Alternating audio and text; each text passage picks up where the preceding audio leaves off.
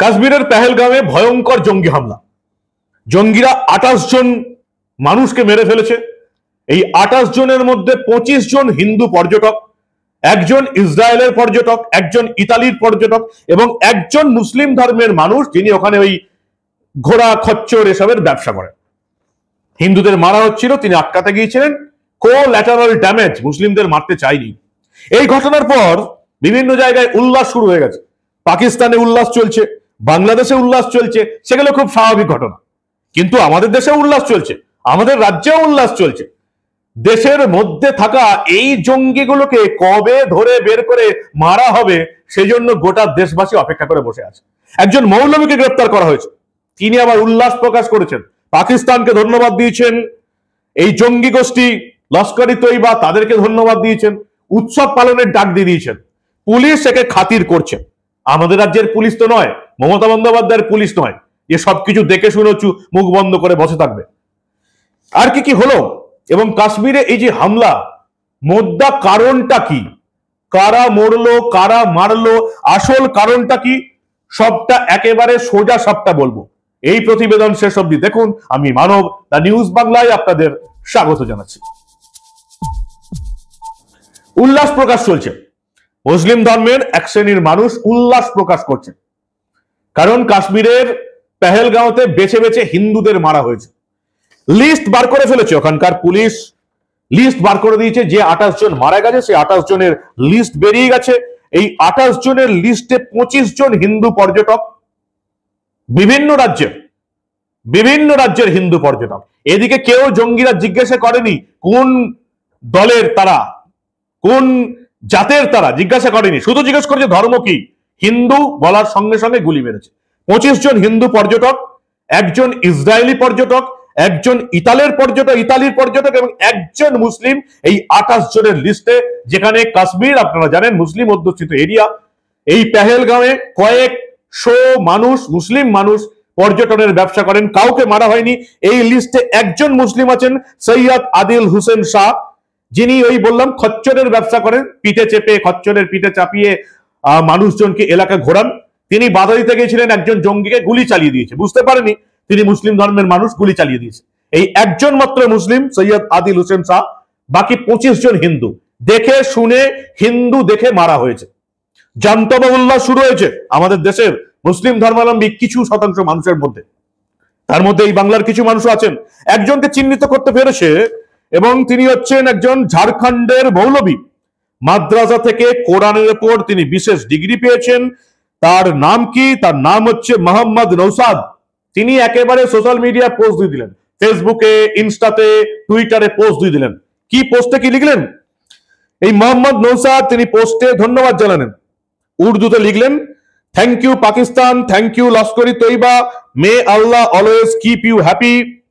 আরো তিনি লিখলেন, আমিন আমিন, we would be ever happier if the RSS, BJP, Bajrang Dal and media R targeted.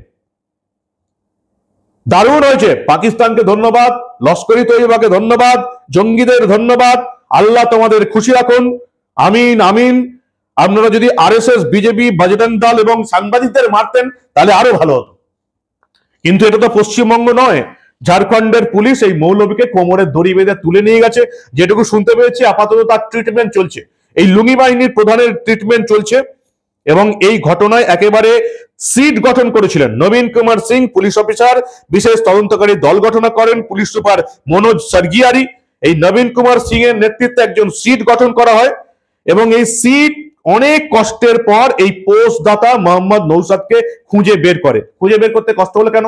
কারণ সে চাকরি করে দুবাইয়ে, থাকে ঝাড়খণ্ডে। দুবাই থেকে সিম এনে এই অপকর্মগুলো করে, ফলে দুবাইয়ের সিম ধরতে একটু সময় লেগেছে। মোহাম্মদ নৌসাদকে আপাতত লুঙ্গি খুলিয়ে ট্রিটমেন্ট চলছে। তার পোস্ট আমার স্ক্রিনে আপনারা দেখতে পাচ্ছেন, উল্লাস প্রকাশ করছে। এরকম উল্লাস প্রকাশ অনেকেই করছে বাংলাদেশ এবং পাকিস্তানে। দুদিন বাদে এই সমস্ত জঙ্গিরা এই বাংলাদেশ এবং পাকিস্তানের মসজিদগুলোতে যে হামলা চালাবে, এরকম ঘটনা অনেক ঘটেছে, আপনারাও জানেন। এই ঘটনা নতুন কিছু না। কিন্তু প্রশ্ন হচ্ছে, ওহো, আমাদের রাজ্যেও কয়েকজন আবার বলছেন বিজেপির দোষ। মোহাম্মদ সেলিম, সিপিএম এর রাজ্য সম্পাদক, একেবারে প্রেস কনফারেন্স করে জানিয়ে দিলেন একেবারে বিজেপির দোষ, সম্পূর্ণ বিজেপির দোষ। সাবিনা ইয়াসমিন, তৃণমূলের নেত্রী, তিনি আবার ফেসবুকে পোস্ট দিলেন, হিন্দুদের হত্যা করেছে বিজেপি। আমি জানি মমতা বন্দ্যোপাধ্যায়ের পুলিশ মোহাম্মদ সেলিম বা সাবিনা ইয়াসমিনের বিরুদ্ধে কোনো ব্যবস্থা নেবে না। আরেকজন আছেন দীপক ব্যাপারী, সেও একই পোস্ট করলো, বিজেপি দায়ী। আমি জানি না বিজেপির নেতা নেত্রী এগুলো দেখছেন কিনা, বা তারা আদৌ কোনো এফআইআর করবেন কিনা, বা আদালতে মামলা করবেন কিনা আমি জানি না। মামলা করা উচিত, এদেরকে এভাবে ছেড়ে দিলে আরো বাড়ন্ত হবে। কিন্তু কথা হচ্ছে আসল সত্যটা কি, কেন কাশ্মীরে বেছে বেছে হিন্দু পর্যটকদের মারা হলো, কেন? তার কারণ হচ্ছে দুটো ঘটনা শুনুন। এই গত 2 বছরে কাশ্মীরে পর্যটক কত গেছে জানেন? কয়েক কোটি। আগের বছরে গেছিল 1 কোটি, এই আগের বছরে গেছে 2 কোটি।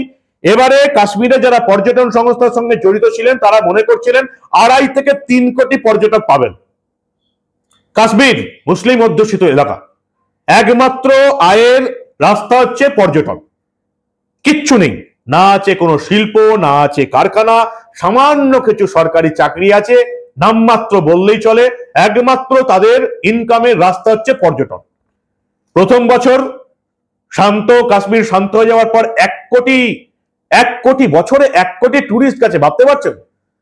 2 কোটি টুরিস্ট গেছে আগের বছরে, এবছর 3 কোটি টুরিস্ট তারা অনুমান করছিলেন। কি হলো? পেহেলগামের কথাই ধরুন, কয়েকশো মুসলিম যুবক মানুষ শুধুমাত্র পর্যটনের উপর নির্ভর করে বেঁচে আছেন, তাছাড়া তাদের বাঁচার কোনো রাস্তা নেই, কোনো রাস্তা নেই।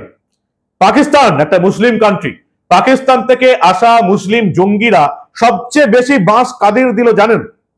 কাশ্মীরে 25 জন হিন্দু পর্যটক মারা গেছেন, একজন মুসলিম এই যারা হিন্দুদের পর্যটনে সাহায্য করে সে মারা গেছে, একজন ইসরায়েল এবং একজন ইতালির মানুষ মারা গেছে।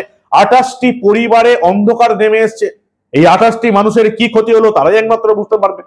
কিন্তু এই কাশ্মীর পেহেলগাঁও, পাকিস্তান থেকে আসা মুসলিম জঙ্গিরা সবচেয়ে বেশি বাঁশ কাদের দিল? সবচেয়ে বেশি বাঁশ দিল কাশ্মীরের মুসলিমদের, পেহেলগাঁওয়ের মুসলিমদের। যেখানে কাশ্মীরের বড় বড় পর্যটন গড় আছে সব জায়গাতে টুরিস্টরা বেরিয়ে চলে যাচ্ছেন, এবং আমি আশঙ্কা করছি আগামী 6 মাস এই সব জায়গায় আর টুরিস্ট আসবেন না। আগামী 6 মাস এই কাশ্মীরের পর্যটনের সঙ্গে যারা জড়িত আছেন তারা একেবারে ভিখারি হয়ে যাবেন। এদিকে ভিখারি বানালো কারা? মুসলিম টেরোরিস্টরা, পাকিস্তান থেকে আসা মুসলিম টেরোরিস্টরা, যাদেরকে সাহায্য করলো এই কাশ্মীরে লুকিয়ে থাকা কিছু টেরোরিস্ট। সমস্যা হচ্ছে যে এখনো এদেরকে সমর্থন করার মতন মানুষ গোটা ভারতবর্ষেও রয়ে গেছে, আমাদের রাজ্যেও রয়ে গেছে।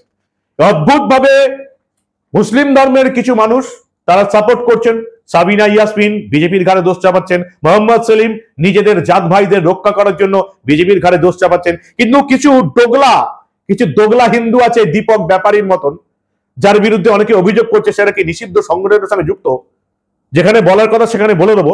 এই সমস্ত দোগলা হিন্দুগুলো একেবারে তৃণমূলী হয়ে গিয়ে তৃণমূলের নেতা নেত্রীরা যেটা করছে না, এরা তার চেয়েও বাইরে গিয়ে তৃণমূলী হয়ে বিজেপির ঘাড়ে দোষ চাপানোর চেষ্টা করছে এবং এই ঘটনাকে চাপা দেবার চেষ্টা করছে।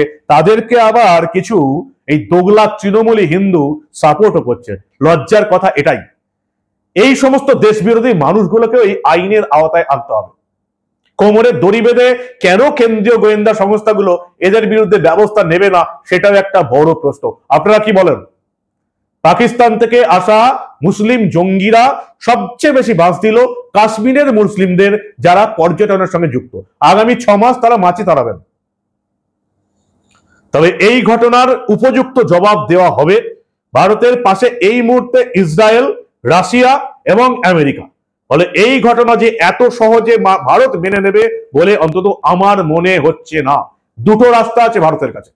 এক, পাক অধিকৃত কাশ্মীরকে দখল করে নেওয়া, ভারতের প্রধানমন্ত্রী জওহরলাল নেহরু যে মারাত্মক মূর্খের মতন ভুলটা করে গেছেন সেটা শুধরে নেওয়া। আর 2, এই পাকিস্তানটাকে গাজা বানিয়ে দেওয়া। যেভাবে হামাস জঙ্গি গোষ্ঠী ইসরায়েলে 400 জন নিরাপরাধ মানুষকে মেরে ফেলার পর ইসরায়েল একেবারে এই প্যালেস্টাইনের গাজা শহরটাকে ধ্বংস করে দিয়েছে। হামাস জঙ্গিদের বেছে বেছে মেরেছে, 40,000 জঙ্গিকে ধ্বংস করেছে। শুধু হামাস নয়, হামাস, হুতি, হিজবুল্লাহ জঙ্গিদের ধ্বংস করছে ইসরায়েল। একটা 1 কোটির দেশ, একটা 1 কোটির দেশ যেটা করতে পারে, 150 কোটির দেশ সেটা যে করতে পারে, এটা এবার মোদী এবং শাহকে প্রমাণ করতে হবে। না হলে কিন্তু মোদির বিরুদ্ধেও জনমত গড়ে উঠবে, যেটা ইতিমধ্যেই হচ্ছে। বিজেপির মধ্যে মোদির বিরুদ্ধে আন্দোলন শুরু হয়ে গেছে যে এবার ভারতের প্রধানমন্ত্রী পদে যোগী আদিত্যনাথকে দেখতে চাই। মোদির মতন নরমপন্থী হিন্দুদের দিয়ে আর এসব কাজ হবে না, যোগীর মতন চরমপন্থী হিন্দুদের দিয়েই এদেরকে শায়েস্তা করা যাবে। কি বলেন আপনারা?